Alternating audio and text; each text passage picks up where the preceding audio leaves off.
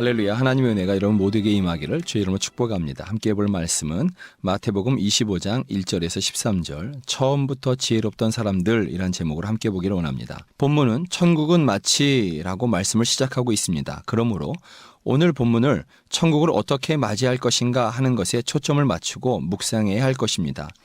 주님은 천국은 마치 하시면서 결혼식 비유를 드십니다.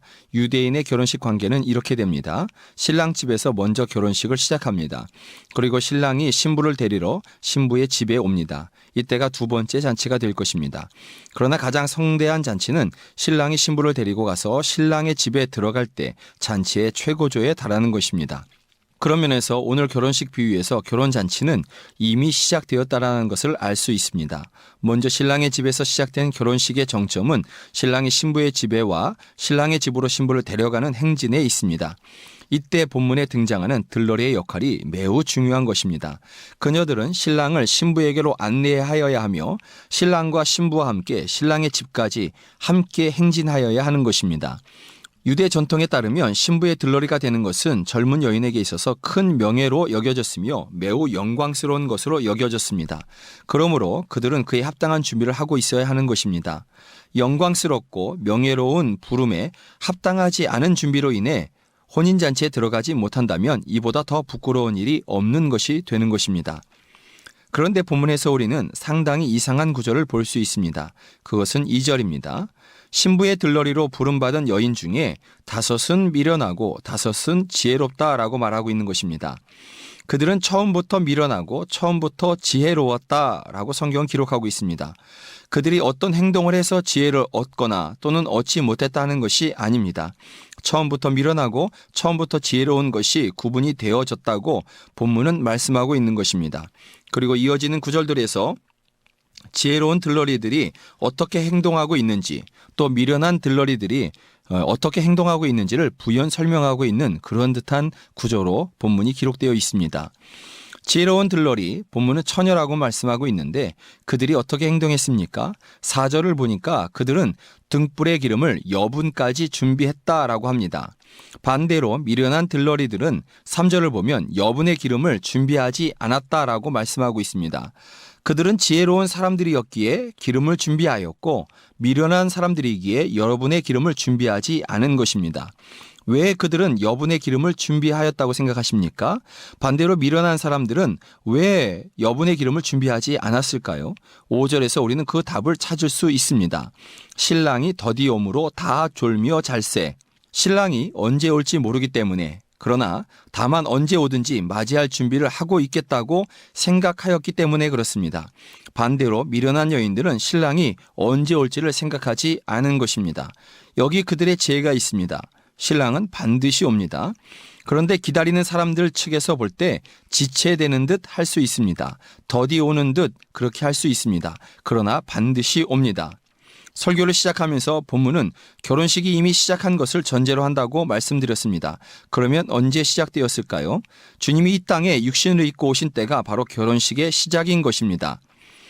마태복음 9장 14절 15절을 보면 이 말씀을 통해서 우리는 혼인잔치가 시작된 것임을 분명히 알 수 있습니다.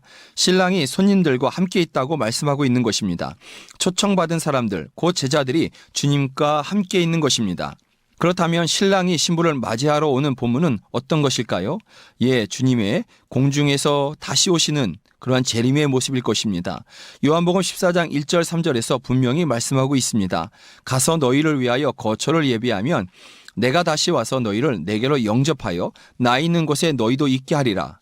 그러므로 진정한 지혜는 신랑 되시는 주님이 다시 오시는 것을 언제나 준비하고 있는 것을 말하게 되는 것입니다.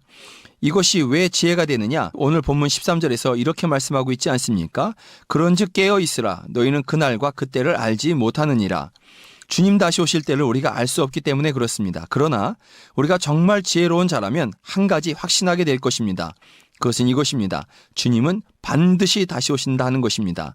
반대로 미련한 사람이라면 주님 다시 오심을 생각하지 않고 살게 되는 것입니다. 여러분은 지혜로운 사람입니까? 아니면 미련한 사람입니까? 주님 다시 오실 것을 준비하면서 사는 지혜로운 사람들이 받는 상을 분명히 오늘 본문은 이야기하고 있습니다. 하나님의 나라 곧 천국에 초대되어 영원한 기쁨에 참여하게 되는 것입니다. 10절입니다. 그들이 살아간 사이에 신랑이 오므로 준비하였던 자들은 함께 혼인잔치에 들어가고 문은 닫힌지라. 이보다 더한 상이 어디 있겠습니까? 영광스러운 교회로 우리를 부르셨고 또한 영원한 천국에까지 우리를 초대하셔서 영원한 기쁨을 누리게 하시는 것보다 더 좋은 것이 어디 있겠습니까?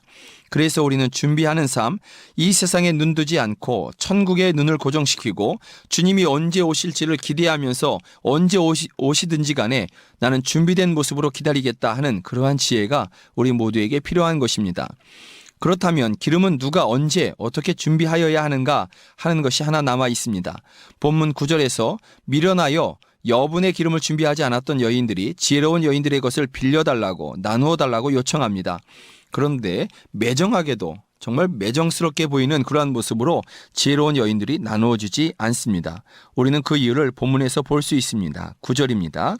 슬기 있는 자들이 대답하여 이르되 우리와 너희가 쓰기에 다 부족할까 하노니 차라리 파는 자들에게 가서 너희 쓸 것을 사라 하니. 기름은 자신이 직접 준비해야 합니다. 누군가 대신해 줄 수 있는 것이 아닙니다. 반드시 자신의 것은 자신이 준비해야 하는 것입니다.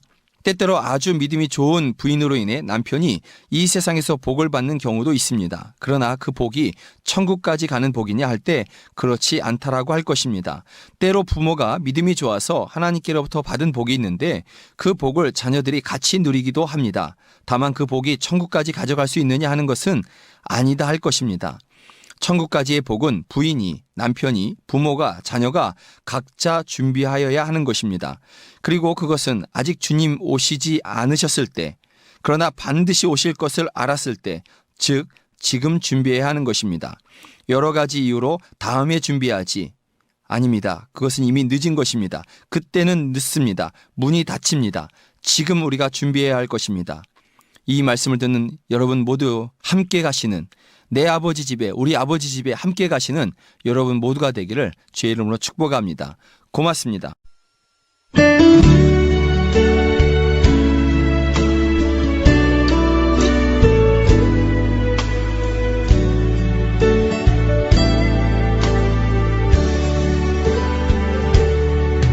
나의 피난처 예수 의지해요. 나의 피난처 예수 의지해요. 나의 가는 길에 거센 바람 몰아쳐와도 나의 피난처 예수 의지해요. 나는 영원히 주님 사랑해요. 나는 영원히 주님 사랑해요. 세상 어떤 것도 나의 사랑 끊을 수 없네. 나는 영원히 주님 사랑해요. 아바 아버지 나를 사랑하시니 나의 모든 것 주께 드려요. 아바 아버지 내가 여기 있으니 주님 영광 위하여 써주세요.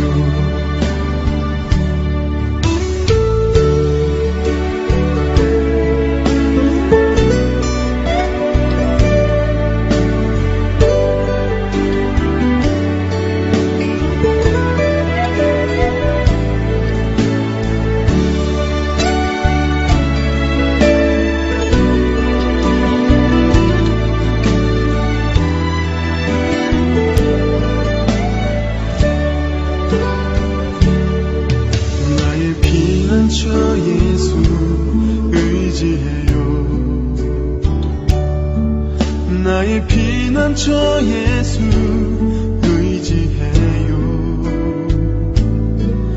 나의 가는 길에 거센 바람 몰아쳐와도 나의 피난처 예수 의지해요.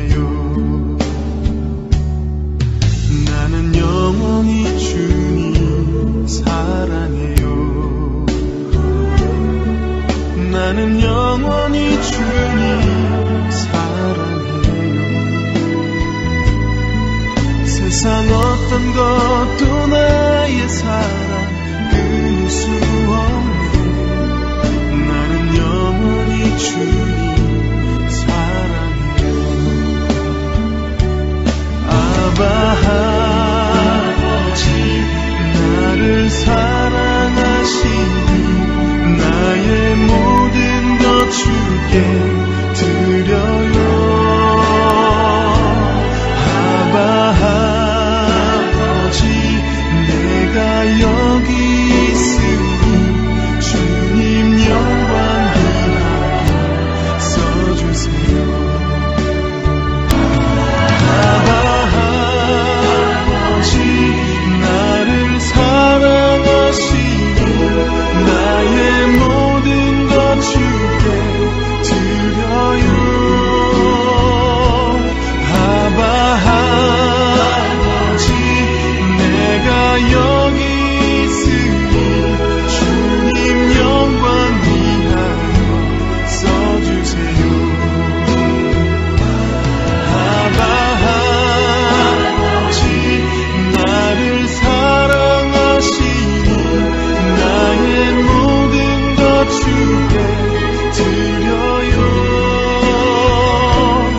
아바 아버지 내가 여기 있으니 주님 영광 위하여 써주세요. 주님 영광 위하여 써주세요. 주님 교회 위하여 써주세요.